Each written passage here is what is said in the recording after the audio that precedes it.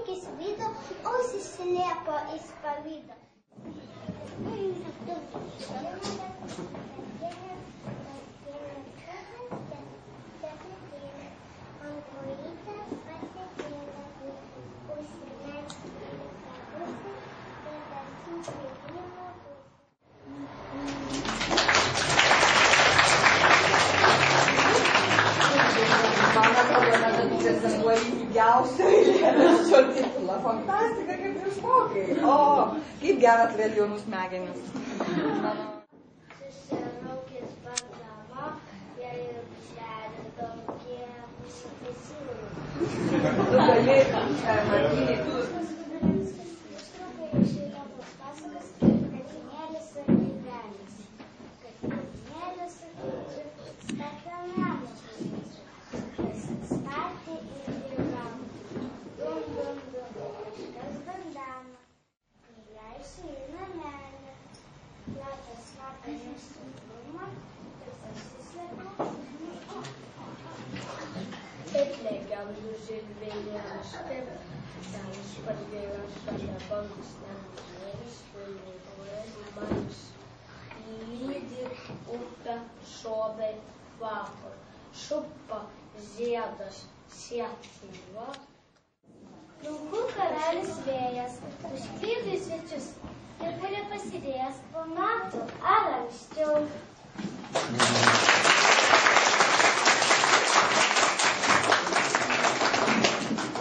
Na, brolis Rokas. Rokas Klimsaras. Violeta Palčinskaitė, vilko namas. Ruošiasi vilkas trobą ręsti, negalėk suspręsti. Aktas rastas, tas nedoras. Vasaros sapne buvau, savo mamą sapnavau, o kartu su ją įdėti lyjo, bet turėjom skirti. Jie. Kai manęs nėra namie, po namus savo vaikšto jie. Groja spindulų stygelėm, džiaugiasi naujom knygelėm. Jau vieną susitiko antrą, į namutį pavadino, šeštalelę pasodino. Liūdna, liūdnoka, trūksta mūžvėm trečio ha. Jei ateitų trečias ha, suskambėtų ha ha ha. Šiaip moku, o moku jau išmoku pasakyti be klaidų, kad žiūrėjau dėti du.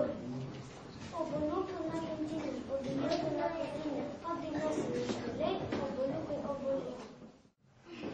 Links kam. Ir tas atsvarė debesį ir ėmė pilti lietų, ir saulės kasniai išpūtė, kad į prašau stingėti. Ant mano delno juoda rekelė. Tai vėms dalelė, jei aš tingėsi. Dėk mano prie žvaigždės, dėk paukštį prie dangaus, o galvas nusidės, teisybė prie žmogaus. Taip molio trupinį, įsižiebė dvasia, atrodo gyveni, atrodo visose. Atiteks kažkam kitam. Tavo turtai šlovė ir laikina galia susitrauks negrįžtamai. Ir nebebus svarbu, kas priklausė tam, ar kam tu buvai skolingas.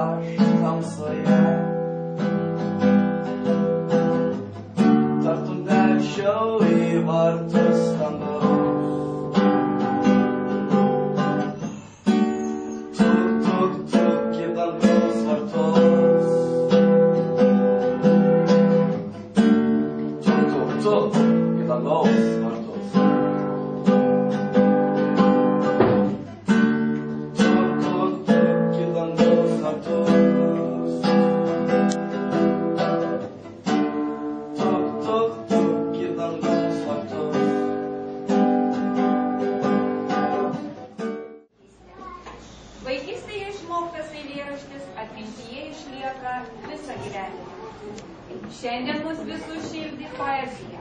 Poezija globoja žmogų, jį užtaria net patį nelaimingiausią. Ji paliečia kiekvieno širdį. Kas deklamavo šį eilėraštuką? Aš turiu 2 rankeles, kad linksmai katučių kločiau, kad darbelio nebijočiau. Ta nominacija vadinasi už pirmą viešą pasirodymą. Kviečiame atrinkti nominaciją. Sveikinam Edviną Miškinį. Sveikinam Edviną.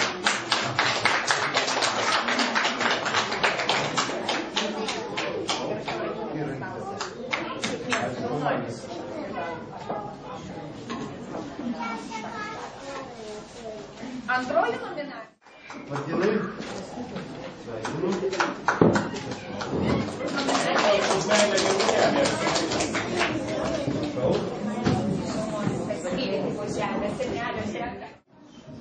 Mama, padėk uniformą. Nenaudosiu daugiau. Už dainuojamąją poeziją.